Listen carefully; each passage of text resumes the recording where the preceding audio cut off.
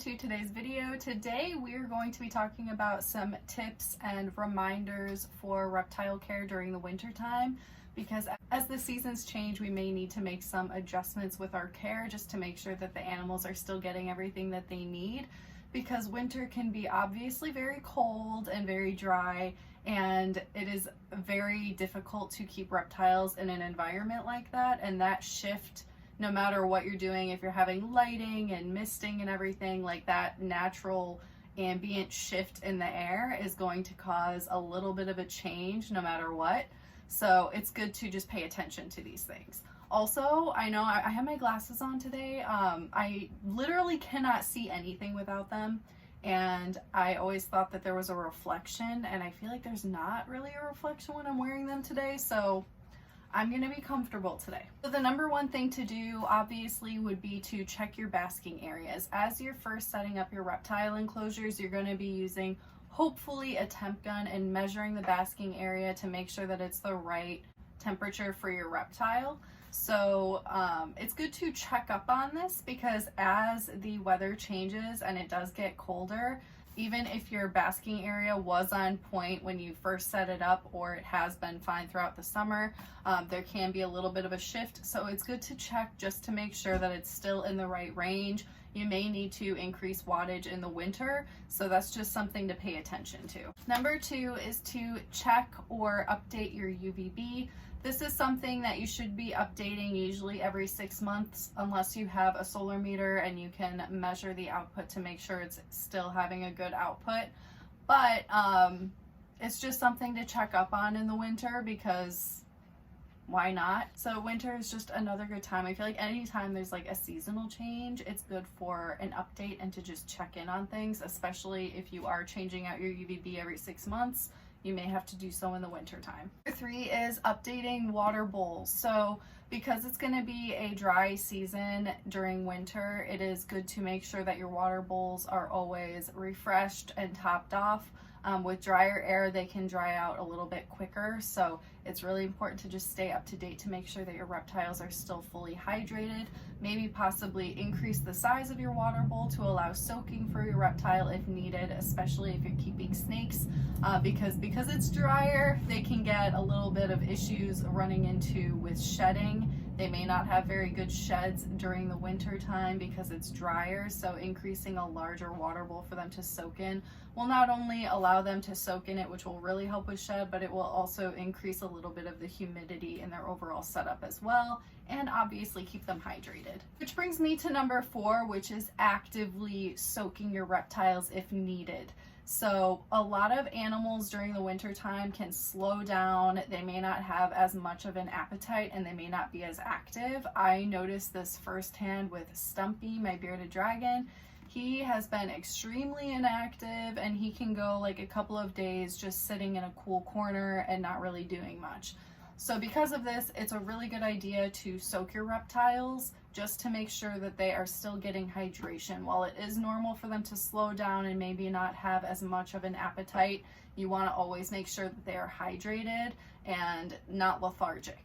So for instance, with Stumpy, literally yesterday, he was seeming pretty lethargic, very inactive, hitting that like brumation type point, and I wanted to make sure he was hydrated, so I put in a little shallow water dish for him and I plopped him in there, and he was drinking the water and he was actually playing in it. Not only is doing this good for their hydration, but it can also be a form of enrichment. He seemed to really be enjoying it, and it's also really good for their skin, especially if they have any stuck shed or anything. Having a soak will really help to get that off. So after he was playing in it and hydrated himself, he was basking the rest of the day and acted like a normal bearded dragon during the summertime. So that really upped his energy and made him feel better, and he just looked a million times healthier. So if you are noticing a reptile that does seem like pretty lethargic, don't be completely alarmed, because they may slow down in the winter, but a soak can really help them and bring up those energy levels and hydrate them again. One other thing about it is that it can also be good for digestion. So if you do have an animal that, say, has eaten something and they haven't pooped, if you put them in some warm water, it can really get the digestion going, and they can give a nice poop for you and also hydrate themselves. So it's very healthy for them. It's something that I highly recommend doing if you're noticing a reptile that is slowing down during the winter time. I also like to soak Peaches, my red-footed tortoise. She always has a water bowl to soak in herself that she makes super messy, but she requires a really high humidity, which can be very challenging in the winter time. So it's really good to get her a nice soak in a tub where the humidity can go up to 100%. Number 5 is pretty much what we just mentioned, and humidity to up it, because it does get really dry in the winter time. So it is important, especially if you keep species that do require a high humidity, to try and increase it as much as you possibly can. Some ways that you can do this is by using a humidifier. This is something that I use for my chameleon every single night, because my chameleon needs it to be very humid at nighttime. And so we turn the humidifier on every single night for Willie, and it does wonders for him. And then just having one animal have something like that, it kind of like dissipates throughout the entire room and will increase the overall humidity. So if you're keeping a lot of humid species in one room, you could just put one humidifier, and that will add some moisture to the air. Another thing that you can do is add some live plants. Live plants are really good for adding moisture and humidity in any type of enclosure. And then of course, a large water bowl will also help to increase humidity. You may also want to mist a little bit heavier. I wouldn't say to do it more frequently, because typically you just mist in the morning and nighttime. If you're only doing one, maybe try doing both, but you still want that dry period during the day. You never want to have a sopping wet enclosure, but a heavier misting may be necessary during the winter time because it's so dry. And also make sure your substrate is moist. Use your fingers, get into it, add some water to it, because over time it will dry out. So it's good to just keep enriching it and oxygenating it and adding water to it as well. It will just make the overall enclosure extremely way more humid than it was before. Number 6 is to increase the ambient temperature of the entire room if needed. So if you are noticing, you're checking the temperature of one of your reptiles and you're noticing that it's not getting as warm as it used to, but it's not so much off that it's like not worth getting a higher wattage, because then it would be too hot. Something else that you can do is to just increase the ambient temperature. You can increase the temperature of the overall room that your reptiles are being kept in. I personally use a space heater. People don't like this idea because people are worried about fire hazards and things like that. I'm always home, so I like to use it when I think it's necessary, when it's pretty drafty in the reptile room, and I'm always here with it, but I don't recommend doing it unattended. I also like to use it at nighttime for the reptiles.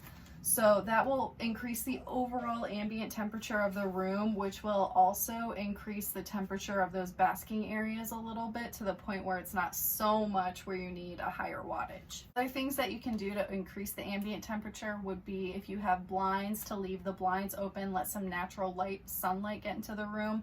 It's pretty shocking because in the winter time you would think that it would be super cold in here, which it can get really cold. But on the sunny days when the sun is coming in, it makes a huge difference and it really increases the ambient temperature. So a little thing like that. Another little trick that I do personally for my household is I close my bedroom door. I notice that when that is closed, the air circulates way more and the heat, it gets way warmer in my bedroom and the reptile room than the rest of the house. So closing the door at nighttime is another trick that we do to just stay warm. So if you guys have any other weird little tips like that that you personally do in your household, go ahead and leave it in the comments. Number 7 is to pay attention to feeding schedules. As I mentioned, a lot of reptiles may slow down in the winter time and not have as much of an appetite. So it's just important to pay attention to that and make sure that they are still eating, or if they stop eating, to pay attention to how long it's happening, possibly weigh them. If they're starting to lose weight, that would be pretty concerning and you may need to see a vet. But for the most part, it is typically normal for them to slow down. I don't notice any of my reptiles completely going off of feeding. It can be typical, especially for like ball pythons or bearded dragons, but like bearded dragons will still eat here and there. So it's just something to pay attention to. Like, you know your animal's routines and behaviors best. So if you're noticing changes, just pay attention to it. Don't be completely alarmed if there is a little bit of a shift. That is normal. But you want to make sure that they're still healthy as well. Number 8 is to just give everyone a treat for Christmas, because they all deserve it. These reptiles are amazing to keep and they are the best. So I hope that you guys all have an amazing Christmas. I'm not going to have a video next week because I am going to Canada to visit my family for Christmas. So I hope that you guys all have a wonderful holiday, and I hope that this video was helpful. I hope that you and your animals have an amazing Christmas, and I will see you guys in the next one.